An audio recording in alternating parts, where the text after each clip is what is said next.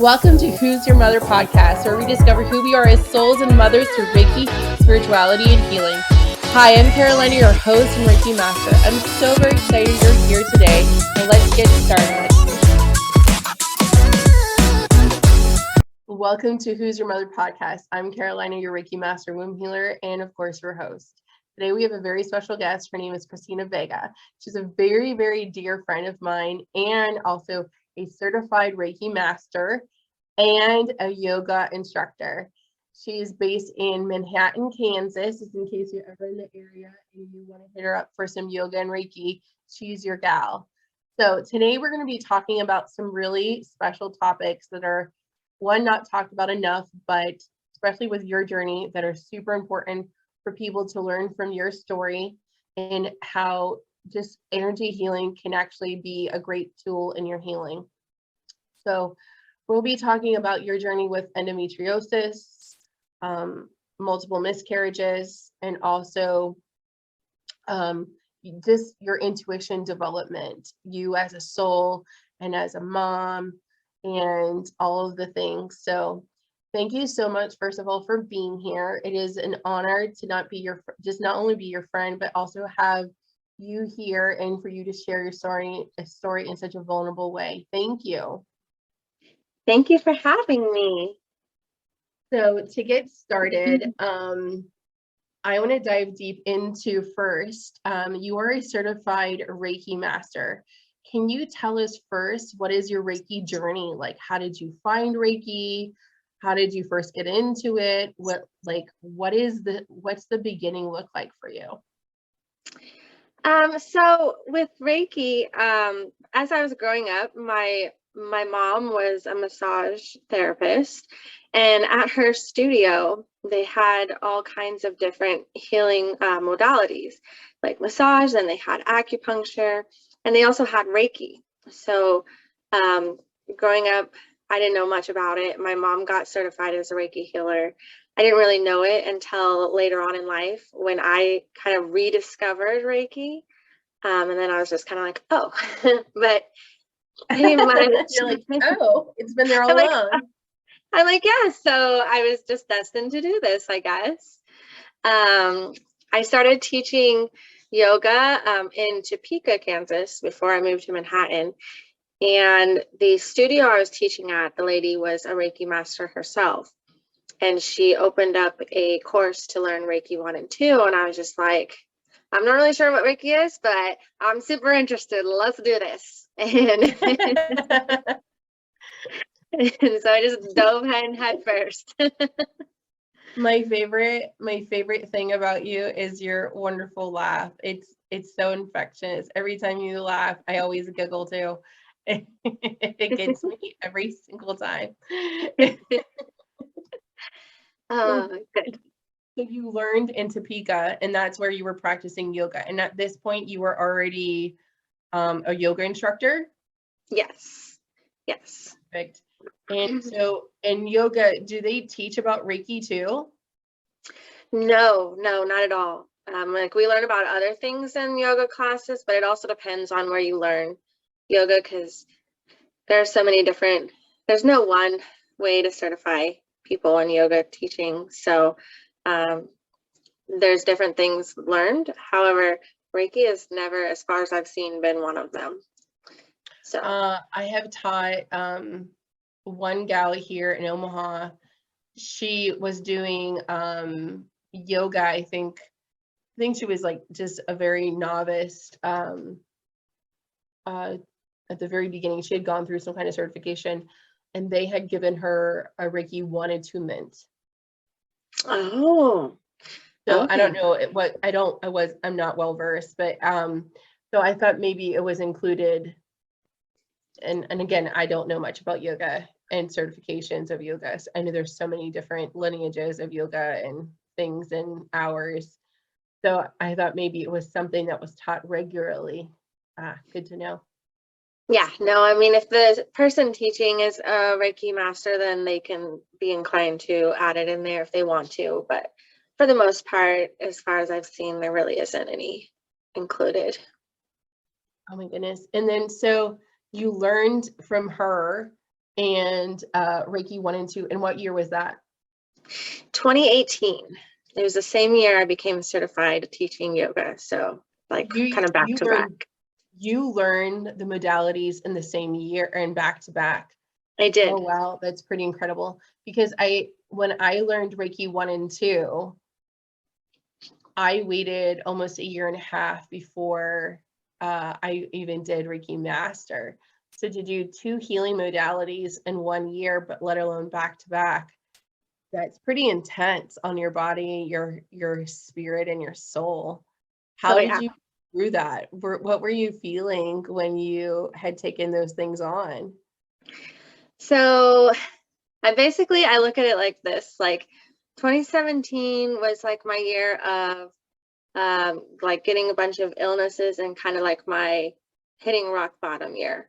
So like at the end of 2017, I decided, yeah, I'm done with this. I'm not doing this anymore. Like I could lay here and be defeated, or I can get up and get back at it and find ways to heal myself and get over this, hump in my life. I was like, I refuse 100%. I'm not going to sit here and just be in pain for my whole life. So 2018 was really just my healing journey. I jumped right into yoga teacher training, and then I jumped right into trying to find places to teach at.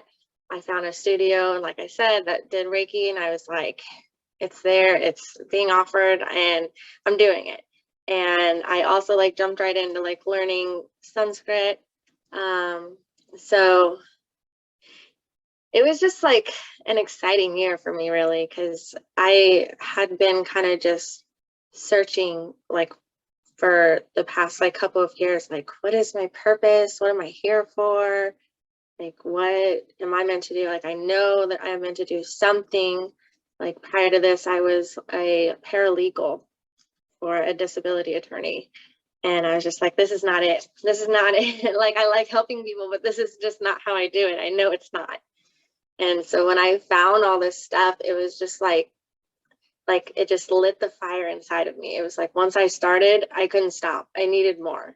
I needed to know more about yoga, about Reiki, about Sanskrit, about everything. I loved it. I just dove in like full-heartedly, 100%. And it was amazing. And so my previous podcast, we talk a lot about human design. And one thing that you and I share, we're both human design projectors, which is the energy type. So you finding the thing that fuels you and that you just can't get enough of, and that fills your bucket, so to speak, is actually really critical to your spiritual awakening and defining your power and in defining who you are. Because as a projector, and for anyone who doesn't know, projectors are less than 20% of the human population. And they are the guiders, the natural healers, the coaches of the world. They're the ones that can see the big picture and have eternal wisdom to give the rest of the population. And that's what you and I are both are. So it really is exciting to hear, like, okay, that's when she found her power. That's when she found the thing that's going to be a huge part of your journey. It's so wonderful to hear that. But also is like what you are doing is all, as a projector, what happens is when you do work with people, whether in whatever service that you may be providing, whether it's coaching, healing, yoga, or maybe it's even, I don't know, there is one of our neighbors, he works at a hardware store and he's a projector. But he loves everything to do with home renos, and you pour that energy and everything that you are studying into the people that you're servicing. So it's really important as a projector that you're always studying and you're always exploring these things, because when you do work with someone and they invite you to work with them, you are then able to pour that energy and the wisdom that they innately just need from you. So whatever you're studying is actually going to be in service to give to someone else. So all of that totally, in hindsight, when you connect the dots, it totally makes sense why like the universe was guiding you in this way. How powerful. Yes. It was amazing. And you had mentioned that you were not well. Was there anything, and I know you personally, so yoga personally had helped you heal a stomach issue, correct? Yeah, among other things. I'm so thankful that you found that. So can you also tell me, so when you did that, it was in 2018, but you became a Reiki master, last year, correct? In 2021? Yes. That's funny because we did that together because I'm actually your teacher. Yes. I'm so proud of you. So let's fast forward. Let's get a little personal.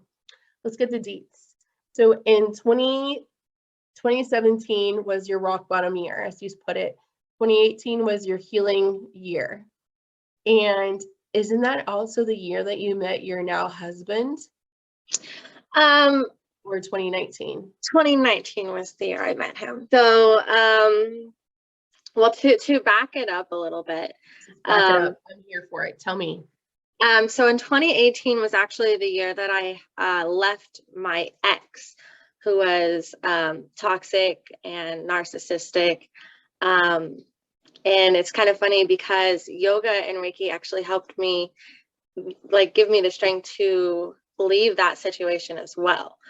He was a very toxic and abusive person. But basically, when I dove deeply into yoga and Reiki and all these healing modalities and like learning Sanskrit, and just basically I was going to the studio like every day of the week, 3 times a day, just fully into it, to the point where, and then I'd even be at home just reading intently on these, yoga books and Reiki and everything. So it was to the point where my ex was like, well, why are you spending so much time doing that and not paying attention to me? And I was like, ding, red flag. And that was the point where I was like, what? Like I found something I'm passionate about and you're jealous. And that was the point when I was like, I was like, yeah, no, this is not going to work out. So then fast forward a year later, and I'm still at this point where I'm just like, boys, why? No, I'm good.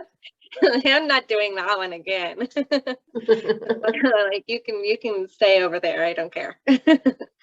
But and as women, there's men out there that will just be like, oh, hey, let me slide into your DMs, hey, you're fine, let's whatever, and I mean, those people never got a response from me.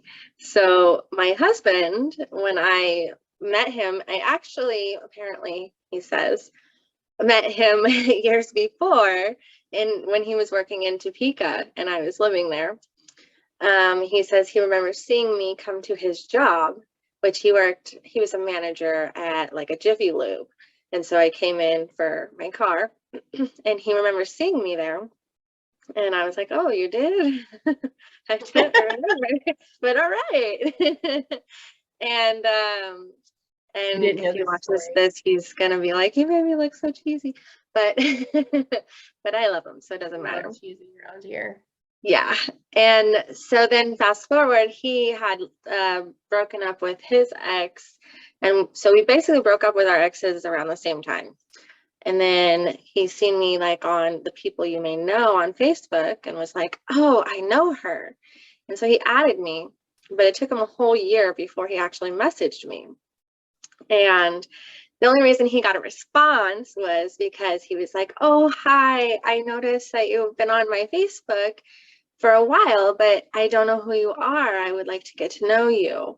And so I was like, okay, he's being respectful. He's coming at me in a respectable way. Hi, how are you? And so I started talking to him. And then he would message me, and so we would message, but he was always like, oh, we should have coffee, we should go to dinner, we should hang out, whatever.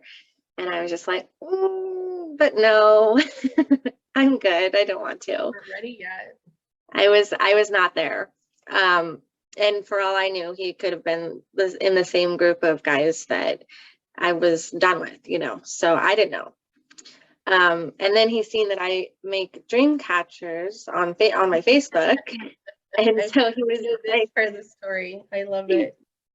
He used that as his opening. He was like, oh, you make dream catchers. I've been looking for someone to make me like this huge dream catcher and everything. And so now I'm like, oh, okay. Now you're a customer. What would you like? Here's what I have. This is what I can do. This is what the price is. And he tells me, and we figure it all out. And then I go, okay, yes. See, now that'll be this amount of money. You have to pay up front. And before I start making it. And he goes, okay, I can meet you at a coffee shop and then I can bring the money. And I'm like, no, PayPal works. You can send it on PayPal. And he's like, but my card, it doesn't work that way. And I thought he was lying. Oh my gosh, that's so funny. Like, who doesn't have a working PayPal? Like, yeah. But I actually, when I got with him and took over his money, I realized that his card, it will work with PayPal, but it's very just like, it's hard to figure it out. So I understood then why he was saying that. I can't right now. You're so nice. You're so nice. And if I don't know you're not on my Facebook, it's strictly friends and family. Like, yeah. Well, then it took a month. So it took an entire month of him messaging me until finally I was like, okay, look, I'm a busy woman. Okay. I own my own business. I'm a business lady. I work all day long. I said, I have 15 minutes in between my classes. You can meet me at this coffee shop in Topeka for 15 minutes if you want to see me, basically. And he lived in Manhattan, Kansas, which is an hour away. So he said, okay. And he got off work. He drove that hour to come see me for 15 minutes. He was late too, but he made it. And, so like that coffee shop normally didn't have a line. It was normally just like in and out. And so I was standing in line. There was a long line that day. And had there not have been, I would have just left because he was like 5 minutes late to the 15 minutes I gave him. But so it just so happened that there was a long line there and I was waiting. And by the time I was like one person away from the counter is when he showed up. And he was like, hi, I'm Romeo. And so then, after that. Why do you think his name is Robert? His name is Robert. Like, this is part of the story too. So when I first met him, he had, so like on 3 different social medias, his name was 3 different things. Like he had Bobby on one of them, Robert on another, and Romeo on another. And then like 2 different last names, like Vega or Della Vega. And so I like asked, like one of the first questions I asked him is like, what is your name? And then he tells me it's Robert. I'm like, so what do you want me to call you? And he's like, you can call me whatever you want. And I was like, okay, I'm going to call you your name then. I'm going to call you Robert. Yeah. But nobody else calls him Robert. They all call him Romeo. So he comes up and he's like, hi, I'm Romeo. And it's really hard for me to take a person seriously. Like if they were coming and I know that they were trying to hit me up, but they were just using it as a gateway to buy my dream catcher, be like, to call anyone, be like, with a straight face, Romeo. Like it would just be so hard. It'd just be like, unless it's legit, their name is Romeo. I'm sure there's people named Romeo, but like yeah, I was like, oh, I'm gonna call you Robert. I'm dying right now. So he's a salesperson. So he basically, sold himself to me. Like after the coffee, I was like, so like at first I was just very apprehensive about it. I was like, I don't know. Well, at least we're gonna have coffee. He'll probably pay for it. So let's speed up the story. Do you think at that point, do you want to talk about your ectopic, your experience, and how how that happened and what helped you move forward with that, because the more I talk to people, I have never personally experienced an ectopic pregnancy, but they're often like either they just come up very abruptly, and then the trauma and the process of grieving afterwards it feels like it's more difficult than a regular miscarriage, because it's something that was a surprise and then taken away very suddenly, and like it just all is a whirlwind. So it's much harder to process. Not that a regular miscarriage is not difficult to process, but it just seems like it's compounded.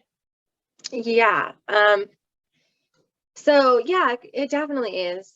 So I've had 3 total miscarriages, but definitely the ectopic was the hardest, because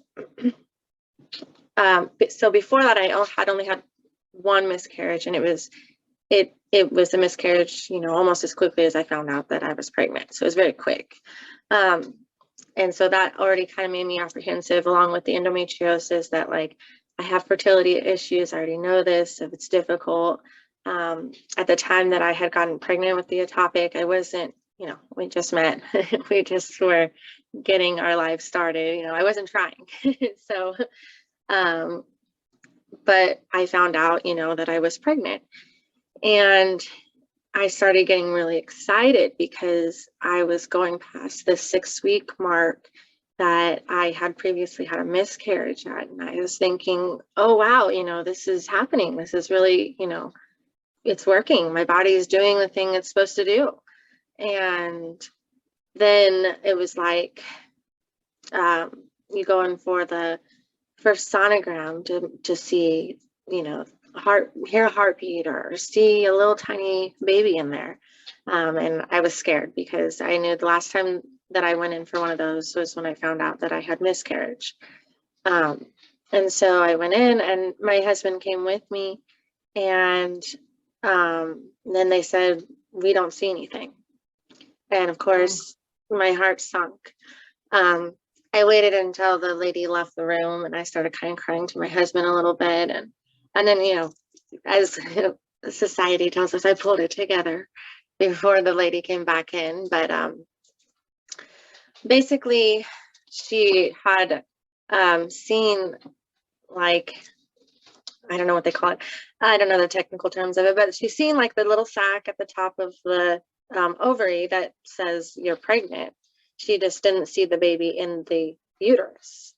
So she's like, I think you are having an ectopic pregnancy.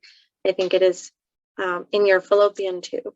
So we need to get you an appointment into the doctor right away. So I went directly after the ultrasound to talk to the doctor. And so this doctor, I had just moved to Manhattan, so he was new to me. But I'm the kind of person that keeps all of my medical records, especially after 2017. So I had already sent him over all of, and told him all the information about my endometriosis and the surgery that I had already had to diagnose that. And so basically he said that having all of that information, he said I had 2 options, that I could either take a pill and it would dissolve basically by itself, or I could have a surgery and have it removed. And he said that basically, knowing my history with endometriosis and the surgery that I've had, that he suggested that he thought it would be the best idea to do a surgery. And so, I mean, sitting in there, I was scared because I remember my first surgery, it was scary. I mean, who wants to go into surgery? Nobody. Right. And so I looked at my husband and I was like, well, what do you think we should do? And he's like, well, if he's suggesting that, you should do a surgery, I think you should probably do the surgery. And so I was like, okay, let's do the surgery. And so it was like, literally, okay, see you tomorrow at 6 a.m. Like that fast, quick. And this is when it's COVID was very emergent, because you can lose your life with it. So, and of course with COVID, it was even more difficult because the first surgery I had, I didn't have my husband at the time, so I was able to have my mother there with me. But with COVID, I barely was able to have my husband with me. Like he was barely able to come in the building. Like, it was crazy. And so I had this surgery the next morning. And then afterwards, it was terrible. It was probably the worst out of the two. It was the worst one, because they gave me the max amount of pain medicines when I woke up, and to the point where, you know, if you don't wake up after surgery, you can kind of go into like a coma. So that's why they sit there and they wake you up. They're like, well, you got to get up. You have to get up. And you're like, all I want to do is sleep. And so they finally got me to wake up. And so then I went home, and of course, the journey after surgery is no fun either. Especially being a yoga teacher, I literally couldn't work. I couldn't do anything. I couldn't do the thing that I loved to do. And on top of all that, I had just lost a baby. So that was the worst one. I cried and cried and cried and cried a lot. And after surgery, crying really hurts and sucks. So, and I was also in the middle of like a 200-hour Sanskrit language class that I was doing. So I had to take a break from that even. I remember you would talk about how you would, it's like, what are you doing? And you'd be like, I'm studying Sanskrit. And you're like, oh, okay. You're always studying the Sanskrit. Yes. It's a continuous thing. If you stop, you forget it. But yeah, but my teachers were all very, what's the word? They were just supportive of me. They were like, you know, I hope you feel better soon, and trying to be like, oh, is there anything, you know, maybe you could try this, maybe you could try this. Like, one of my teachers was directly from India, so she's like, well, there's these things in Ayurveda. There's Ayurveda, you know, doctors that could maybe help you out better than regular doctors could. So I was like, okay. And so, but yeah, so pretty much I just cried and cried a lot, and my husband, being the wonderful guy he is, just tried to be strong about it and just let me just be a shoulder for me to cry on, really. So he was amazing. So you had a new relationship. You had moved from Topeka to Manhattan, moved in with him, got pregnant quickly, and then you have this surgery all very quickly. Yeah. So you had a lot of, and you had COVID. So you had a lot of tests to your relationship very quickly. Yeah, definitely. Wow. How did having Reiki, being Reiki-attuned, affect that journey for you? Did you use Reiki to help in your recovery physically from surgery, or help process your emotions? Or do you think being Reiki-attuned helps you grieve any differently?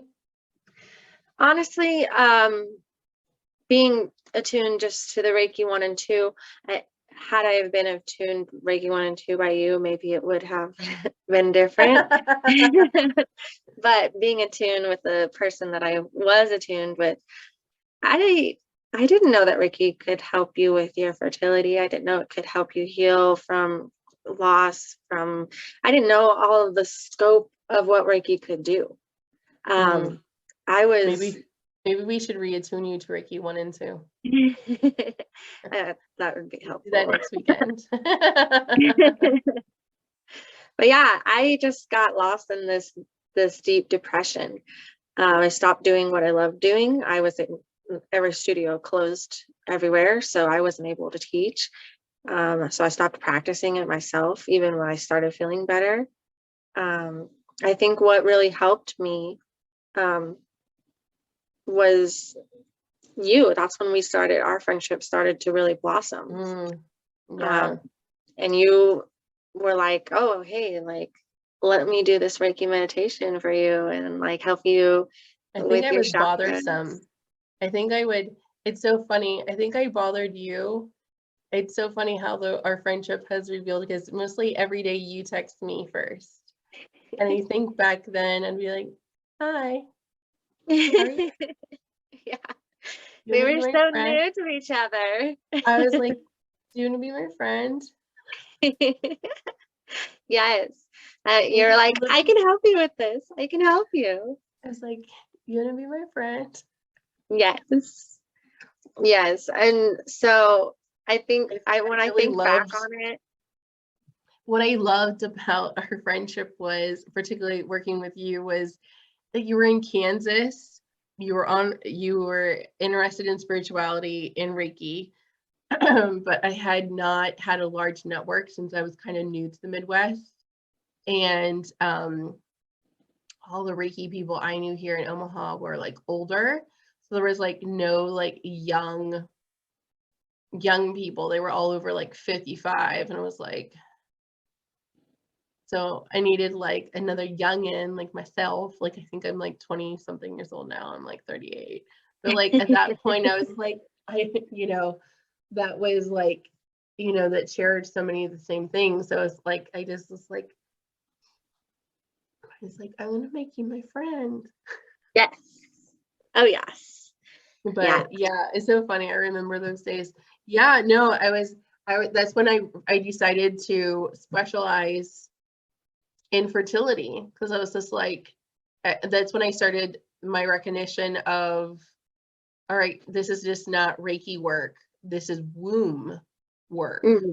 Yeah. There was so many incidences that it was so hard to ignore. Like every single client I was seeing in my in-person Reiki practice out of the chiropractor's office, even went back to the womb, went back to the sacral plexus chakra, whether they had been raised and their life was idyllic and they married the nice guy and have children.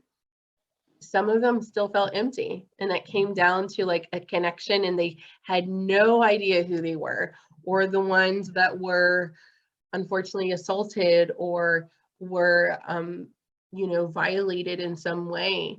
All of it went back to the womb, or even like postpartum. So it just came back. It was like, this is too much for me to ignore. And then at that same time, it was like, yep. And then that's always like, it was like, yep, it's time to do fertility. This is, and then it was like, these are the blockages. So that was the beginning of what my practice is now. Yeah.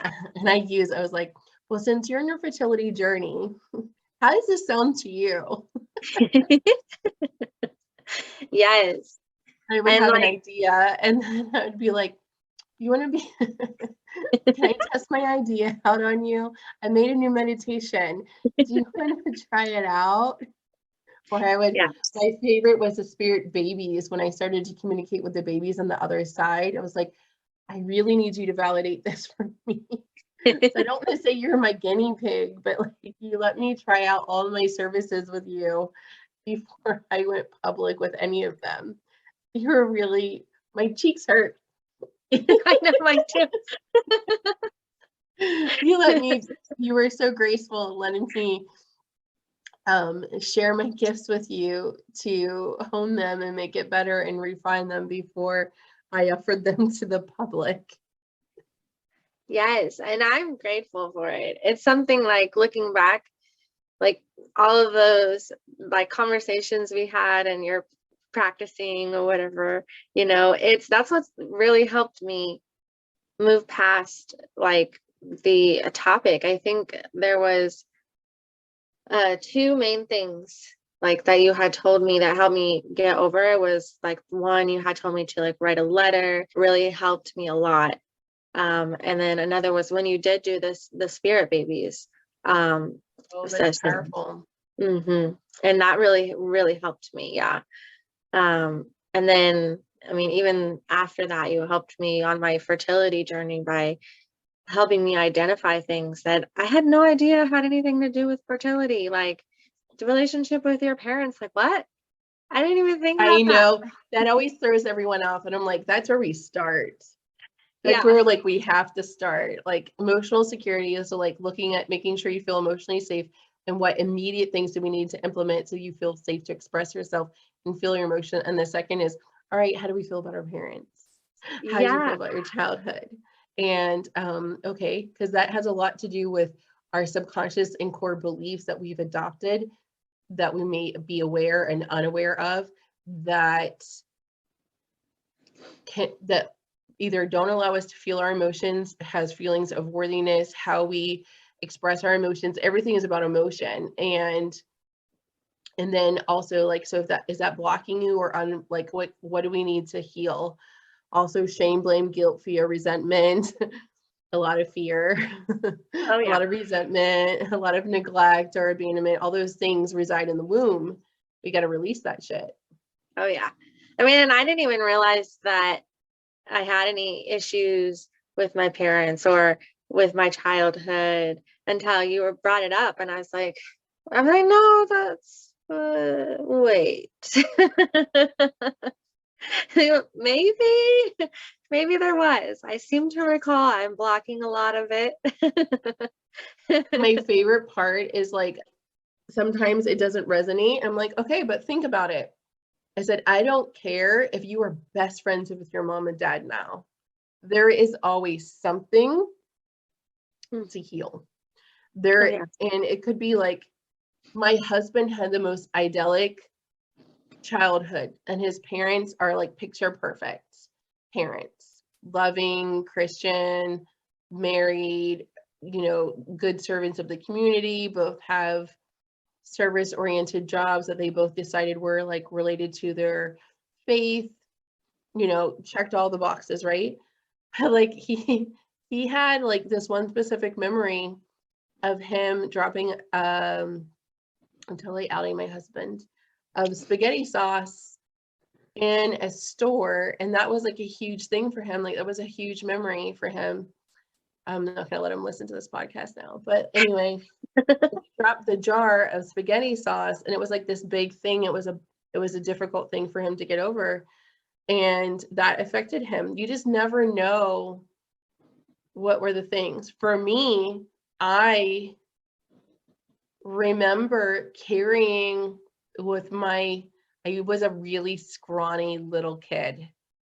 Like I wasn't a fat little kid. I didn't get fat until I was much older, but like I was a scrawny little kid, but I would carry from the church food bank these square things of cheese. And my scrawny little legs would carry, it was long, and it was like you had to shave it yourself and cut yourself. Mhm. And it would be that bologna, and we would get these long things that you had to shave yourself at home. Like you would get at, like, you know what you see at Walmart, and then they use a machine to cut it into, like, make it into slices. But they would give us these logs, and I remember like us taking them home, and I had an individual slicer, and I learned to slice, like, and that's how like my mom fed us. And we had these giant I don't know, everything was just always in big, like ketchup was in these big round cans, or it's like this big, and we would have all these saved tomato bottles.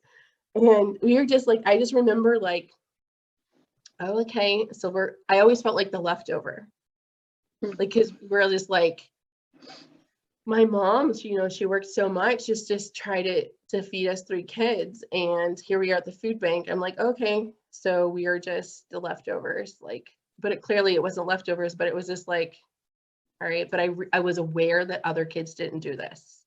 Right. So you just never know what the one thing is that's going to stand out. So, and how that affects you. That still affects me now. I have to self-regulate that. I have 1 kid. So because I had so little, I give the whole kitchen sink in Target to Ollie. I have to remember, no, he doesn't need a new toy every week. Goodness gracious, no, he doesn't appreciate it. Versus me, I lined up all my dolls on a shelf because I had so few. And I appreciated my toys. So it's one extreme with the other. So it's like, you just never know what from your childhood is going to stick out from you. And like, when I tell my mom, like, my first memory, she's like, but you were 3. I was like, yeah. I was like, I remember. She goes, but you were 5. I was like, I remember the dress. It had yellow flowers, and it was frilly, and had puffy sleeves, and I had white shoes. I remember, and like, I told her about the cheese and the bologna. God, I hate bologna. But you just never know. So like, whether it's a perfect parental relationship or not, this is long-winded, I need to land the plane. You can have, you can still have things that you need to heal. So no matter how great or rough, there's something always to heal on the wound that's related to your parents. Oh yeah, definitely. Do you feel like, so now some time has passed on, you have sought out different fertility treatments since then, and so what are your fertility plans now? So now, so I've done fertility medicines with the injection trigger shot for ovulation. I've done that for, I did that 3 months. On the 3rd month, I did get pregnant, but then I had another miscarriage. And so then my fertility doctor that I was seeing retired, and I got a new fertility doctor. And she said that I get basically 1 more round to do. And they switched the fertility med to a different one. And they're adding like progesterone and all kinds of stuff. She gave me a list of vitamins to take and things like that. So basically, as of right now, I've got that 1 fertility round left to try medically before it's like you have to move on to what is it, IUI? IUI. Or the in vitro thing, the IVF. Like, I know these words, but they escape me. It's Monday. It's a Monday today. Yeah, it's a Monday for sure. But yeah, so those are my last ones. And honestly, knowing that it was my last round, I've been putting it off. Just kind of like, oh, I'll do it next month. No, this month isn't right. No, this month isn't right. We'll do it next month. And so just recently, I've kind of decided like, okay, I'm just gonna stop stressing about this. I'm just gonna like put it in God's hands, and like, if it happens, it happens, and if it doesn't, then I'll deal with that when it comes. You've had a lot of abundant life changes recently. You got a new house. You moved into your new house, and you recently started working at a great new studio there in Manhattan. Do you want to talk a little bit about that? Yeah. So yeah, we lived in Ogden, which is like 15 minutes away from Manhattan, west from Manhattan. And we both, like, I was teaching at a community center in Manhattan, and my husband was teaching, or not teaching. He doesn't teach. He was working in Manhattan. And so we decided to move back to Manhattan to be closer to our jobs. And then I just like seen, well, a friend of mine had seen online that Little Apple Pilates studio in Manhattan was looking for yoga teachers. And so I immediately messaged right away, like, hey, I'd be so happy to come teach yoga classes at your studio.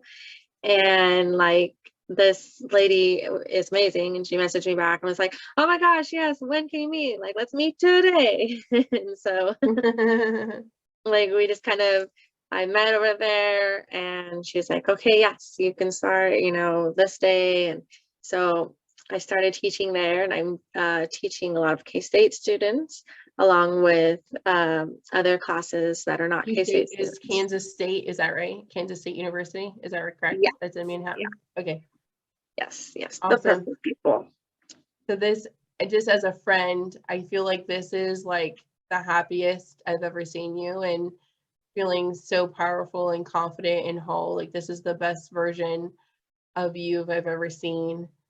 And I'm so proud of all of the healing and work you've done into every aspect of your life to get here.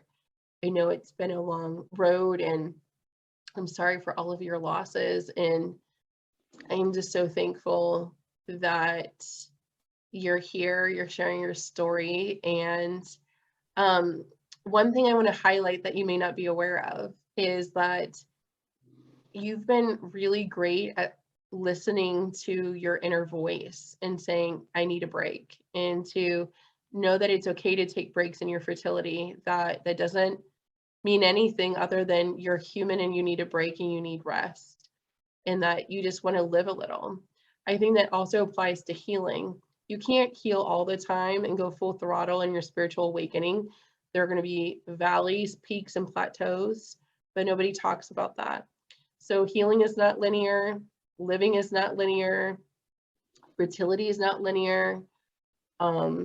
We as people are not linear, certainly not as souls. So, this whole podcast is meant to inspire and provide thought-provoking conversations. So women who are listening can have exposure or learn about different ways that other women have discovered who they are and who they are as mothers and mothers to be. And to me, if you're on your journey, whether your baby's heaven side or earth side, you're already a mom. So you already are a mom, and that includes if you have fur babies and cat babies, you are a mom in your heart, and that needs to be honored. And so I think it's really important to understand that that's a powerful thing too, to say, I'm going to take a break. And even if it's not conscious, or like, I'm just going to live for a little bit, I need to like step away. There's been periods of time where I was in therapy and I told the therapist, I said, I need to take a break. I need 6 months to just not constantly trying to like improve my communication, and always like self-development takes a toll, and you need a capacity to do that. So and that just goes for anyone that is doing any type of healing or any type of self-work. It's okay to step away and live in your reality, your physical reality, and eat the food and go on dates with your partner or your spouse, or if you haven't found one, then go have a good date with someone and eat the ice cream, have the boba tea. To experience, not everything has to be spiritual and in your head or in your chest space or even your womb. Like, it's important to always honor what you need and learn to listen to your inner voice so that you can know what your needs are. Definitely. And I think that like goes along with like, because there's like a saying that's like, if like ego says get everything in line and then you'll feel peace, but your soul says find your peace and then everything will fall into place. And so it falls right in line with that. Like, if you are always just going, no matter what it is you're doing, healing or otherwise, you're never going to be able to just sit down and be like, oh, I feel peace, But if you just relax and just find your peace within you, then things will fall together more easily for you. I love that. Peace is so important because it allows you to, if you can get to a place to where you feel peace, then joy comes so much easier. And then manifesting comes so much easier. And when you have peace, you're able to detach from the outcome, which is super important when you're manifesting. Because if you're super attached to one singular outcome, then you are kind of disrupting the universe's way of delivering something even better for you, or what they think is for your highest good. Yeah, definitely. This is a terrible story and people might hate me for it, but I'll share a little something. From the time that Ryan and I got engaged, actually, we had said we always wanted a little girl, and we were going to name her Rosalina. And I don't even remember the middle name, but it was like this whole name. We had everything picked out. Like, we were driving to our bridal shower in Wichita from Omaha, and we had picked out the name. It was going to be gosh, it was a really great name too. It was named after, her name was going to be Rosalina Royal Sotomayor Pendle. Goodness, you know, what a name, right? Like, I mean, that's majestic. That's a celebrity's name. She'll be so successful. Fast forward, we're trying to conceive. We didn't, you know, that was its whole thing. And then we finally do conceive. And we go get cupcakes from Gigi's Cupcakes, and we go to Olive Garden. And I'm like, I've learned to do pendulum. I have taken classes and workshops on how to talk to your spirit guides. Of course, I didn't know anything then. Like, I was so full of myself. And I was like, yeah, it's a girl. Like, and everyone at my corporate job at that time, they're like, we're really concerned for you, because everyone thought it was a boy. Oh. And I was like, no. Of course, they're like, are you prepared? I was like, no, it's not an option. In my mind, it wasn't an option, because I believed that it was like, well, the law of attraction says if you want something bad enough, it will happen. And I have all these plans for a little girl. Holly is not a little girl.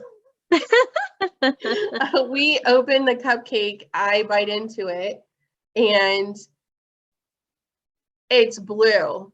I scream in the middle of Olive Garden. No!